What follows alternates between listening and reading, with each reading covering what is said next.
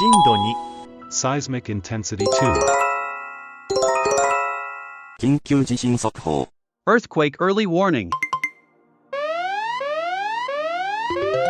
岩手県内陸北部、マグニチュード 3.5、最大震度2。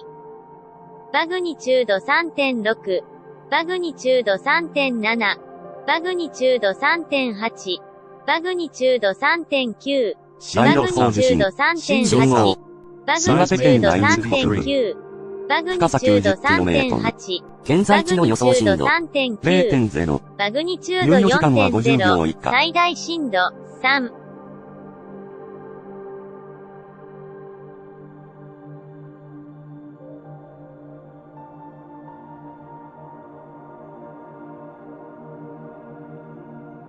震度1、岩手。震度2、青森、岩手。震度1、宮城。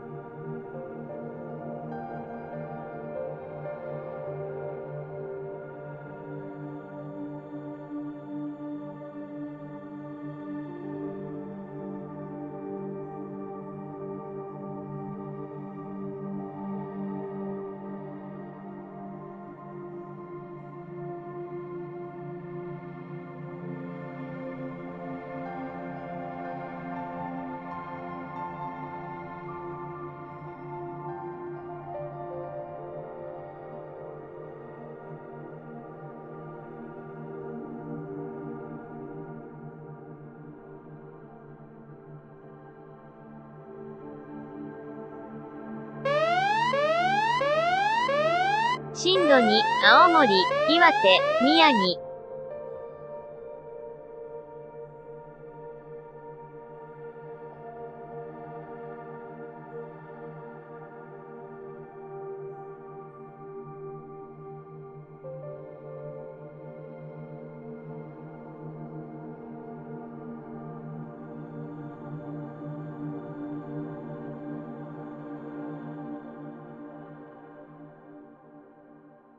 震度0未満、熊本、宮崎。